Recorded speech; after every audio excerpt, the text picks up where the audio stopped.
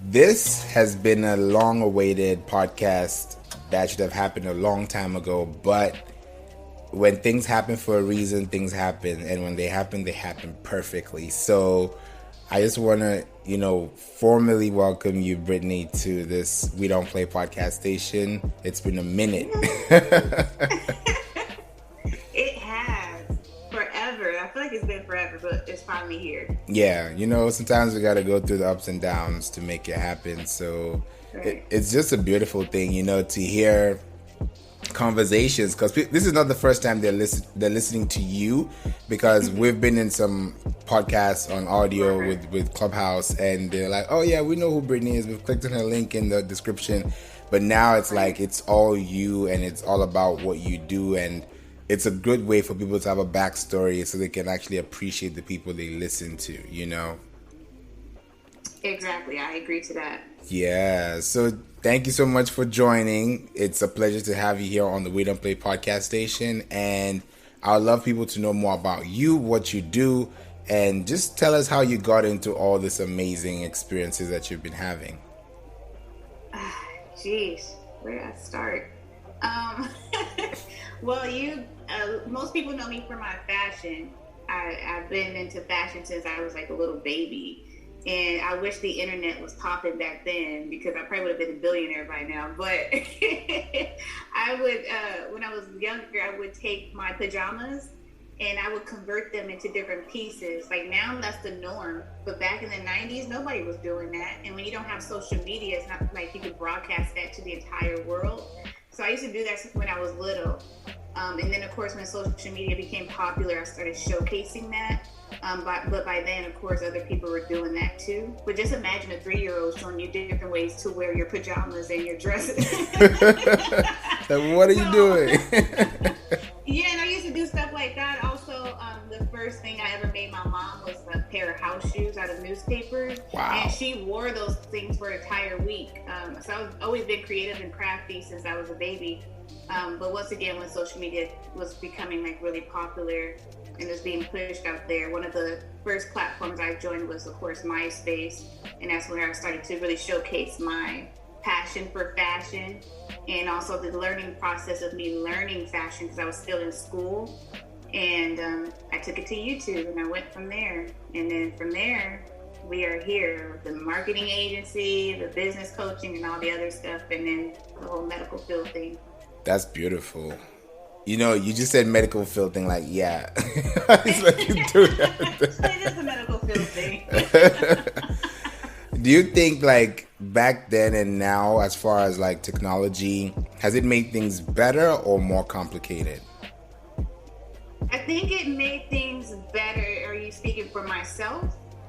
I mean, I would say for you first, yeah. Yeah, I mean, it made things better because without social media, I wouldn't be able to work with like Google and YouTube and all these companies, but also just by you putting out a piece of content, it allows you to connect with the entire world. So I got people in Nigeria, they're like, yo, I'm from your tribe, what's up? Like, I'm like, I love it. But just being able to connect with people all over the world, and like Paris and all these amazing places that I actually want to travel to, is just an amazing feeling. It's like writing a pen pal now, or a message in a bottle. It's so different. Yeah, and the reactions you get from people are also different. Can you tell us more about that? Yeah, I mean, it's crazy because some of the people who watch my content, they understand what I'm doing, but they also don't speak English, but they understand what I'm doing. And so I find that quite interesting, where people are able to learn, and they're giving me, like, they share the projects that they've created from my videos. But what I'm trying to point out is, I guess the way that I do content is still understandable for people who don't even speak the native language for me, which is English, right? And so that's been pretty interesting. Also, I've learned some things over the past, like, because I do a lot of fashion content, most of the time I'm using measurements, but they're measurements for Americans. So because I got people in the other country, they're just like, can we get the conversion for that? Because we don't know what's going on here. Oh, wow. So that allowed me to kind of go back and, not, I wouldn't say make changes, but make some adjustments moving forward so I can reach more people so they can understand those conversions too. Yeah, I love that you're actually educating them in the process of content creating. It's different. Yeah, it's been really, really fun. Really, really fun. Wow. I feel like at this point now, all you have to think about is creating something for them to see. Because like what you're creating really is inspiring them to create more. So they may be like, hey, Brittany, look, I made something that you gave me an idea for yesterday when I was bored, or this is something I've been trying to get on my head for the whole year. And it happens just because you're able to help them see that. What is that feeling you get when you see someone come back to you with that mindset and they see that you had to help them through it and they feel much better after they've gone through you? Yeah, I'm actually glad you asked that question, because there was a point where I wasn't feeling confident in my work, and I just, even though I had the views, I just felt like I wasn't making a big impact because nobody would say anything. But it wasn't until I got this message from these two sisters. I remember their faces, but I don't remember their name because it was from like MySpace time. But they sent me a message and they said, we watched one of your tutorials and our house just got burnt down. They lost everything. But the tutorial that I created was how to make a tutu without a sewing machine. So around that time, Halloween was coming up, and to get the material to make a tutu, it could cost you anywhere from like a couple bucks. Like that's all you need to get the fabric. But when they sent me that message, they just was just so grateful because they were able to go trick-or-treating even though they just lost everything. And they had their outfit together. They had a good time creating the actual garment. And then from there, I'm just like, wow, like I'm actually changing lives for people. It's not just me putting out content, showing you what I want to make. But there's a lot of people who can't afford clothes. And if I'm showing them how to make clothes with fabric that costs $2, like that's the type of comments I'm getting now from people. Like someone recently just won prom queen and she made her entire gown. And so it looked like $1,000 gown, but she learned that from my YouTube channel. And so, I do different types of content. It's not all fashion and sewing, but now I'm teaching people financial literacy, content creation, turning their passion into a business, because it's definitely doable now. So many ways to make money. That's impactful. I feel like when I hear those type of stories, it even makes you more motivated to inspire the next person, because not everyone that has an experience is going to tell you their story as boldly as she did or as they did. So I think at this point, it's like now you want to channel that for yourself and be like, okay, if she could do it and I'm already doing it, what else can I do that they haven't done, Right. Yeah, true. So true. It's deep. It's really deep. And now I'm thinking about it in career. Like, this is someone that could take this as a career for their lives, to say, oh, I'm going to go to fashion school, just because I made this one dress, and now it's going to go a completely different way for my family going forward. What do you see? What do you envision in that kind of light? Look at you asking all the right questions. You know it. This is what you do. It's funny you mentioned that, because I do get a lot of people who just like graduated from fashion school because they came across like my YouTube channel. They also just use my channel as another source of, another resource, right? Because oftentimes you're not in school 24/7, but maybe you forgot how to add a zipper to a dress or something. Now they have a catalog of content where they can review things that they may have missed from their professor. And now I'm at a point where a lot of not only colleagues, but professors are actually using my content in classrooms, because I don't just teach people how to sew, but I also teach the history of fashion. Like, where was the first sewing machine created? Like, that's stuff that you can find on my channel. And even some of my own professors that, I did go to school for it, but I've learned a lot just by trial and error. And I was able to show that through my YouTube channel and show that to other students. So it's been cool. That's what's up. And I also got like a lot of subscribers that have opened up brick and mortars. So they have actual businesses, like physical locations. Wow, you're doing much more than content creating at this point. You're doing Monopoly right now. Hey, I'm saying, I'm over here trying to change lives. It's bigger than just me, just putting out content. I'm trying to change lives. If you learn how to make a dress, I'm going to show you how to make money from that dress. And it has happened for a lot of people where they're full-time fashion designer now. Actually, one of my subscribers is crazy, right? somebody on Clubhouse asked me to do an interview, they were doing like some type of interview covering trending news. And they brought in another guest, and she was one of the speakers too. And she said, "Oh my God, are you Dr. Fashion from YouTube? I've been following you for over 5+ years." And she happened to just be on a show, I believe it was on MTV with Cardi B husband and a few other people, but she learned how to sew from my channel, and now she's doing Fashion Week. She's on TV. Whoa. Like, I was just so mind blown. So I'm actually supposed to be doing an interview with her sometime soon. Wow. Look at that. She's killing it. Look at that. You don't hear that every day. No, I was just like, what? Like, she's like, I learned how to sew from your channel. I made my first gown from your channel. Now she's in New York doing Fashion Week. She popping. That's what's up. That's what's up. That's really when you call impact and influence that you can't take credit for and be like, yeah, I did that. Instead of just putting on yourself, say how many more people can do that like she did or like he did or he's done or she's done. So now it makes you look like you're the star now. You're the hero of the story, because without you being part of that story, they wouldn't have been part of that success anyway. Right. Yeah. Yeah, just hearing these testimonies, it just keep me going. Because like I said, sometimes I get in my own head. I'm just like, I'm not good enough, you know? But when I hear people just thanking me and then showing me their work and telling me everything that they have achieved through my channel, it gives me a reason to keep going. That's beautiful. Do you think like entrepreneurship is hard to do nowadays, or it's the easiest time to do it? I feel like now it's easier because there's people being transparent and sharing resources. But back then I didn't have anything. And there wasn't a lot of ways to monetize, because now you have all these companies putting in billions of dollars, not millions, but billions of dollars for content creation and entrepreneurs. But back then, no. And that was one of the reasons, you know, I shared my story of being on the county.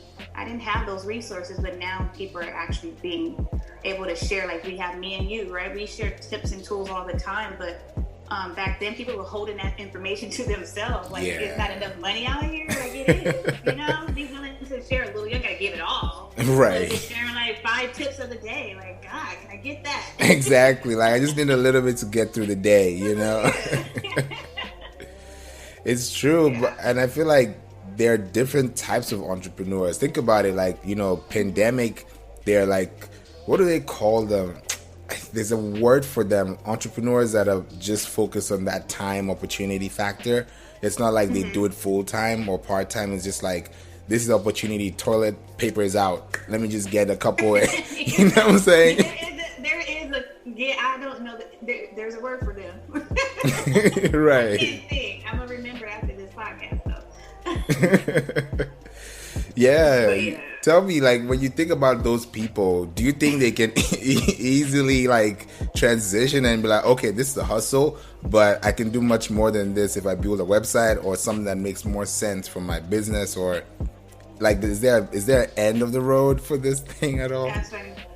This is my personal opinion. I think it is the end of a road for those people. Most of the time when I see people jumping onto trends, and once that trend dies down, what else do you got? Because they were only on it for the trend. They wasn't doing it because they actually wanted to scale up. Yeah. And I haven't seen any people successful jumping on a trend and actually scaling up. And I'm not saying it hasn't happened, but oftentimes it doesn't, because they just want quick money. So that's the difference between someone who's really out here starting from the ground up versus just hopping on a trend because they see a money opportunity. Exactly. I believe so too. And that changes everything about where you're going and what you're doing with your time. You know, because entrepreneurs, if you think about entrepreneurs, the next thing you think about is finances, because not every entrepreneur is financially savvy. That is facts. And this is where my business coaching comes. Right. Nobody be like, I haven't found taxes. What is that? I'm like, you haven't found your taxes? Like, these are things I'm teaching. Taxes, and it's one thing to make money because we cover marketing and stuff. Yeah. But it's another to keep it. And I teach people what to do with their money after they make it. We're investing in stocks, startup companies, land. Like, come on, there's a lot you could do so that you won't feel like you're on a hamster wheel when it comes to entrepreneurship. Yeah, I think so. What do you think people should start doing more? Listen to podcasts or reading books? Both. I have listened to a few podcasts. I network, utilize all the tools out there. Like, I met you from Clubhouse and I learned from you. Come on now. like you gotta use the free resources that are out there. Clubhouse, Facebook got the audio, they got groups. You can connect with people all over the world at this point. There's a lot of community forums like Quora, and what's the other one that's pretty popular? Reddit.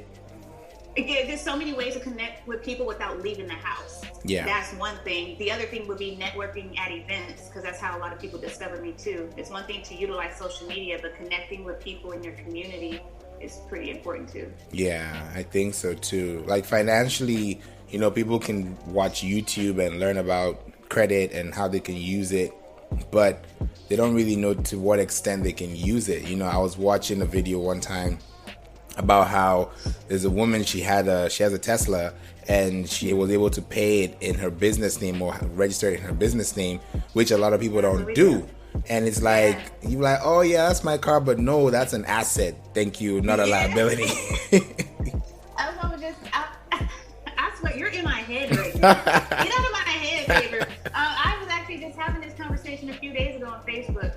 When I did my room, I was just saying, like, once you build business credit, for one, you definitely need to build business credit to get a Tesla under your business. Yeah. Or have some type of financial gain where they can be able to give you that. But it's a lot you can do, and financial literacy for that is super, super important, especially as an entrepreneur. I think so too. Do you think people are really, do they care about it? Because now there's metaverse. So it's like, damn, we just learned NFTs yesterday. You know, there's so many new things that people are like, it's either I'm not going to keep up or I'm just going to watch the train go away. So where do you think people should be focusing on more right now, especially for their businesses? Because there's so much going on at the same time. Yeah, it's a lot going on. And like you said, especially with the metaverse. So even before someone decides to start a business, one of the things I preach about right now is protecting your intellectual property. So one of the biggest things is your trademark. Like building a bit, just because you get the LLC does not give you full protection for that name. So if there was somebody in China who wanted to use that name and they happen to build a following from it, then you're going to get left in the dust because they already built it and they probably trademarked it at that time. So now you can't do anything. But when you have a federal trademark, there's different types of trademarks. Get a federal. But when you get a federal trademark, you'll be able to snatch anything moving. So if you did come across somebody in China or even India trying to replicate what you have created, you can send them that cease and desist letter, right? Yeah. So that they won't be able to use that anymore. So there's a lot you can do.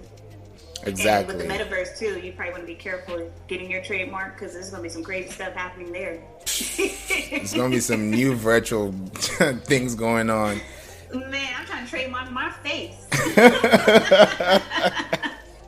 I can imagine if they start doing I know they already been working on it, but the virtual dating experience, just imagine somebody trying to catfish, but they're not using your face. Oh. They're not using their face, but they're using yours. Oh my God.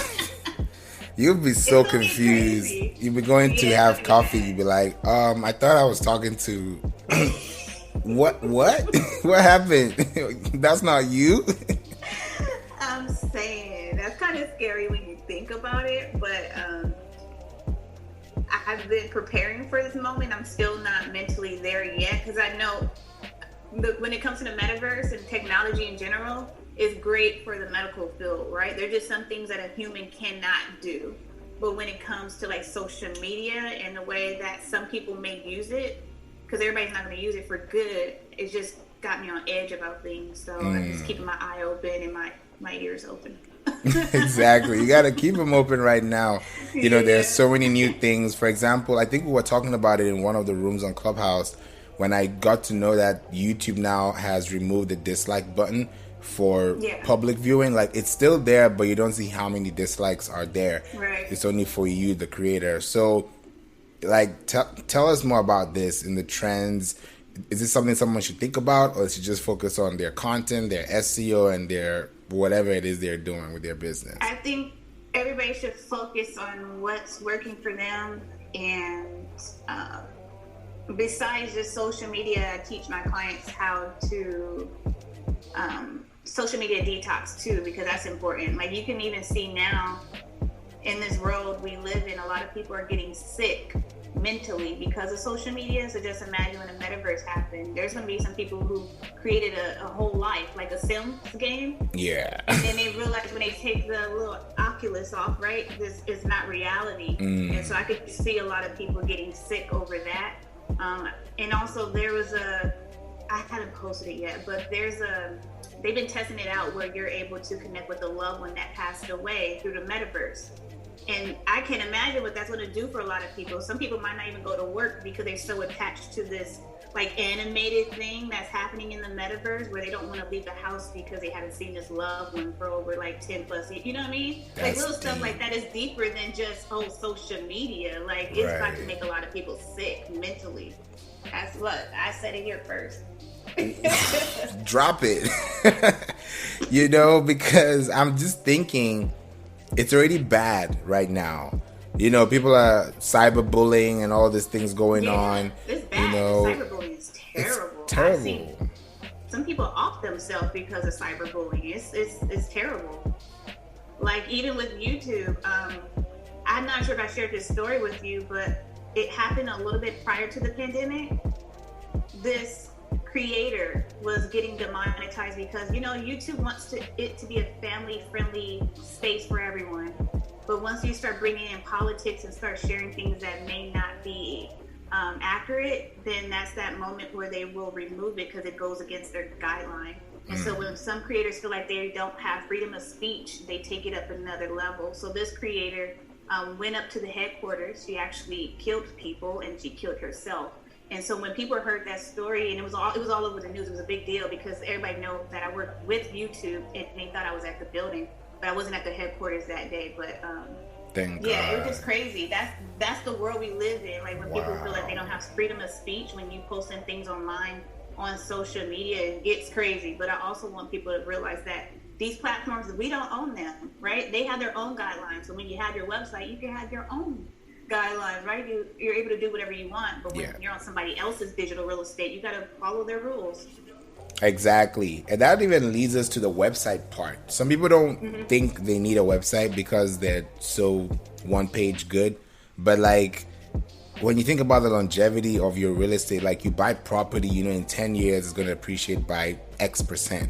Why don't they think about their websites or their products or even their posts the same way? Is it because social media is so like intangible that they don't see the value of it, or is it just a mindset problem?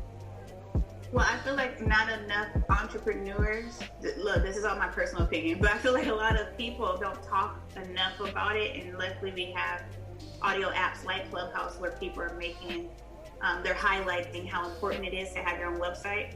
And that's what I preach to people because they didn't even know like having your own website is that important until I started breaking it down. Like at the end of the day, like when Facebook shut down because of a little scandal situation, like people lost thousands and millions of dollars that day because they put that all on ads. So just imagine your store being closed for 24 hours and you can connect with people that follow you, you done missed out on a lot of sales. So when you have your own website and your mailing list, all that data, that's super important. How do you think Facebook is making billions of dollars off of our data, emails, phone number? They got address. I'm pretty sure they got my credit card information. I bought some things on there. But they have all this information, and that's how people are able to run ads because of the data that they have collected. Right. So it's just a lot, and I just need entrepreneurs to start thinking a little bit bigger beyond social media. Utilize it as a marketing tool, but do not rely on it. That's a key right there. Do not rely on it. Use it as a platform, not as like the holy grail of your company. It shouldn't be something that takes you out of your element, So I'm glad that you're able to bring that up because when people hear these stories, they'll know that, okay, let me just focus on a year on my website. And then in the second year, focus on content. And then in the third year, focus on my business exit plan or something. It changes. You might not have an exit plan maybe till 7 years, 10 years, 20 years, but the fact that you're leaving an impact every day is what counts, and I'm glad that you're able to bring that up for us today. Yeah, for sure, because it's just super important. Yeah. Tell us about Create a Lyfe, just a little bit. You know what I'm saying? I see it. It looks, everyone's like, what is that? But I'm not even going to move it because of these earphones, but yeah, my company Creator Lyfe, every time I mention it, I always tell people is create your life, right? I believe that we are all the authors to our own stories. So if you want to change the narrative, you got to be the person to get that started. So when I created this company, I shared my story in a short 60-second reels. I started in the corner of my bedroom, and I was so happy because this is a tiny room, and I finally got an IKEA desk, and I felt like a boss. But I realized like it was stuffy. I couldn't concentrate. Like if there's too much stuff around me, I can't concentrate. That's just how I work. Like it feel like my mind is cluttered, visually is cluttered. So I'm just like, man, I thought I was doing something with this IKEA desk. And so I got the opportunity to really work with YouTube, and they let me utilize their multi-million-dollar facility. And that allowed me to really scale my business with Creator Life by bringing entrepreneurs and creators together to learn everything that I've learned over the years. And then from there, it's just been up. I've just been really smart about different ways to market the business. And you see, I have the content homes for creators and entrepreneurs. We have gatherings here. These are actually like spaces that I own. And then also we have our influencer marketing program as well. We manage a lot of TikTokers and YouTubers and stuff like that. And I haven't really dropped my roster because once people knew some of the creators I was working with, they were kind of like harassing me. Oh. Yeah, especially like people from like high school. They were like, I thought we were friends. We used to eat lunch together. Right. Like, when were we friends? So they were trying to do product placement like for free though. Like that's not how it works. Right. It's a process, and my creators, they get paid for the work that they do because they're doing it full time. So I don't attach my name to a lot of people. They'll find out if they find out on their own, but other than that, I don't tell people, oh, this is who I'm working with, you know? Yeah. But yeah, that's pretty much the business. We're located in Las Vegas, Nevada, Los Angeles, California. Our headquarters is in Compton, California. So you can find me there too. So it's been a long way, and I'm still not where I want to be. It's just only up from here. Facts. That part. That up from here. Exactly. And it's going to get stuck too. So, you know, that's a really good way. And I really appreciate that you're doing something for the community at large, at macro scale. And people are noticing it. They just don't say it. They're like, oh, yeah, I see. Okay, I'm going to get back to what I'm doing. And then tomorrow they'll be like, oh, yeah, I remember that yesterday. So you're just doing something that the more you're in their face, the more they'll be like, yeah, we should do something about it too. So this definitely helps. I'm just getting started. That's one thing about me. I don't announce anything until it's done, right? So if I was to say, for instance, I'm working with a producer on Amazon. They're going to be filming at this particular location. If nothing is signed on contract, I won't announce it, right? And so I believe in kind of keeping things to yourself before it's solidified. Yeah. So yeah, I got a lot of stuff in the works. I just, like, even when I got the property, nobody knew. I was moving in silence during the pandemic. Like, I had to, because I'm in 2 different states, so I had to check out real estates and homes through FaceTime. Like, I couldn't do the driving back and forth. I'm still in school. So I'm in school taking bathroom breaks, but also on FaceTime. Telling the teacher, I gotta go to the bathroom. But you go doing business meeting. Damn, you hustling like that? I'm not the average college student. Like, I'm different. So yeah, I was doing a lot of that during the pandemic, and then people were kind of wondering, like, where's she getting all these houses from? And then that's when people noticed that I made that 7-figure from my YouTube. I invested a lot of the money into things that I want to create for the community. Brittany, you have to come back here and tell people how you did this, because they're wondering. Wow. That's a whole story. It's a whole nother chapter. Wow. I'm just proud of you. I'm proud of what you're doing, and thank you. You're welcome. I just know that there's a lot, and not many people do what you do. So for you to do it means that you're that 1% that stands out, and you always see the star in the sky. You know, you don't miss it. Even though there's a huge cloud or a huge space, you know, you'll see something when you see it. Yeah. I mean, I was having a conversation with my mom the other day, because nobody know my story, because I posted recently, I only shared 10% of my life online.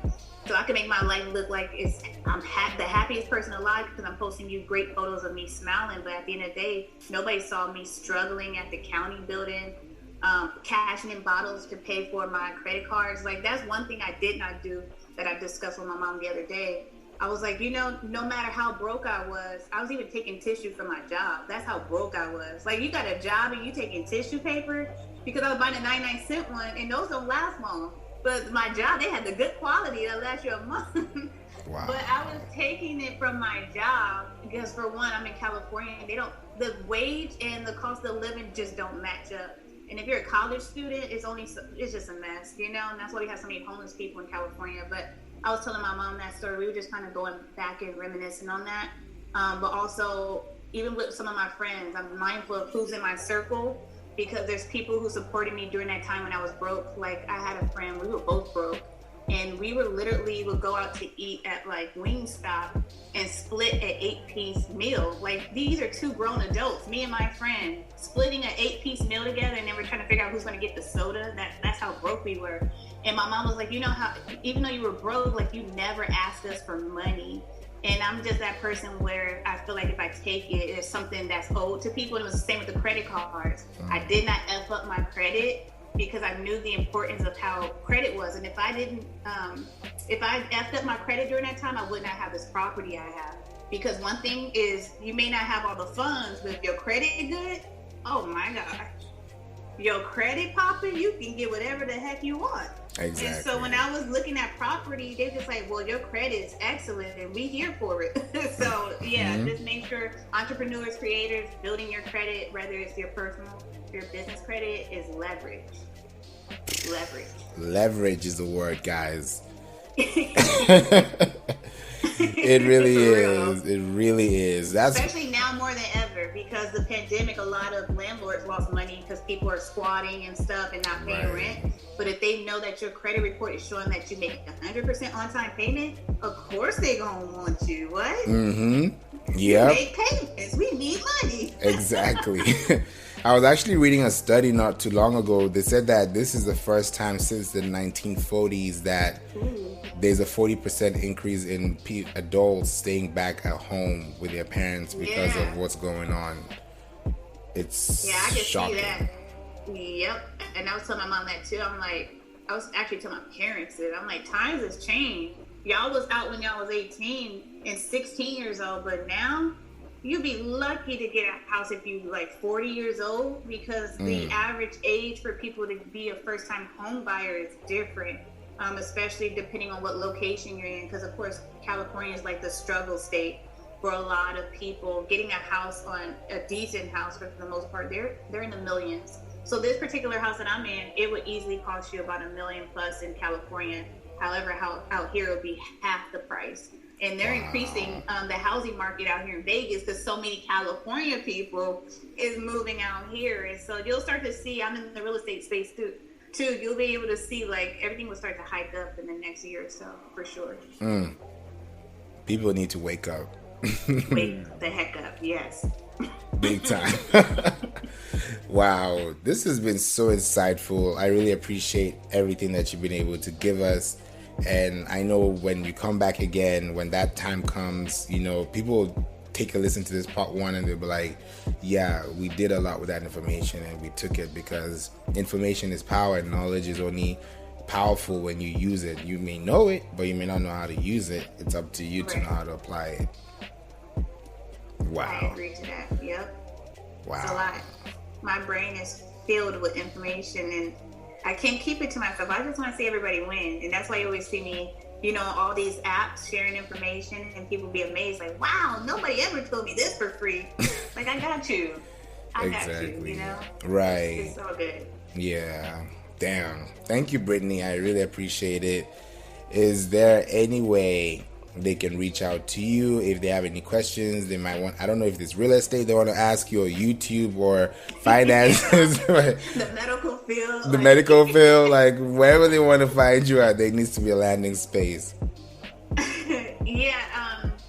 You could definitely reach out to me. I do check my social messages on Instagram quite often. So my Instagram is BrittXBrat2.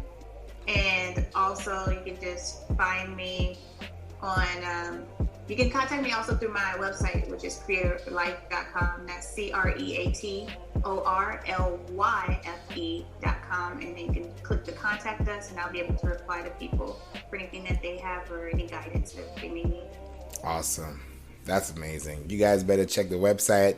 She has a lot of packages in there, so you better grab them before it's too late. Yeah, and it's Black Friday coming up. Come on now. I'm ready. I'm trying to help as many people as possible. Exactly. Wow. This has been really helpful. Thanks again.